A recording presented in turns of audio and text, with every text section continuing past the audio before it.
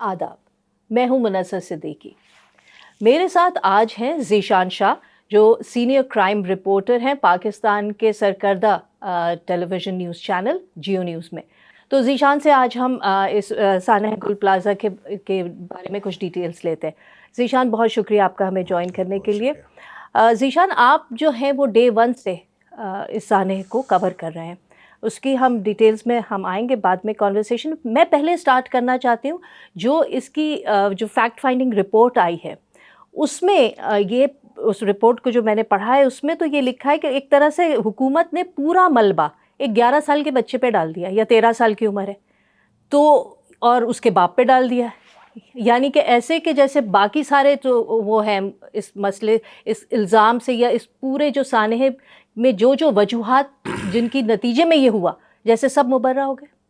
देखें, ये आपने अच्छा पॉइंट रेस किया। जो सबसे पहले तो जो ये कमेटी थी जिसको कराची पुलिस चीफ और कमिश्नर कराची इसको हेड कर रहे थे, और उन्होंने बड़ी फैक्ट फाइंडिंग तकरीबन 19-20 लोगों के 18-19 लोगों के इसके अंदर इंटरव्यूज़ किए गए हैं, जिसके अंदर चौकीदार से लेके एसोसिएशन के जो उनके हेड करें वो तक शामिल, जो गुल प्लाजा की एसोसिएशन देख रहे थे।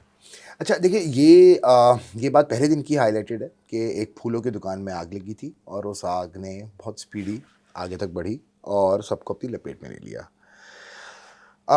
मुझे एक बात अभी तक समझ में नहीं आई।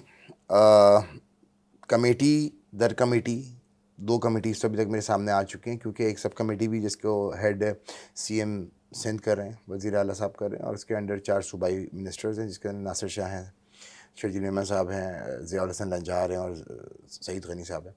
वो जो ये कमेटी बनी है वो उसको देखेंगे। इसके अलावा शर्जील मेमन साहब ने भी एक बात कही थी कि जुडिशल इंक्वायरी भी कराई जाएगी। वो तो ऑपोजिशन के और एमक्यूएम के उनके प्रेशर इसरार पे, के जी ऊपर इसरार है। पे। देखिए, ये सारी बातें मैं समझ सकता हूँ, ठीक है जी, ऐसा ही होता है, कोई बड़ा इवेंट है, बड़ा इंसिडेंट हुआ है।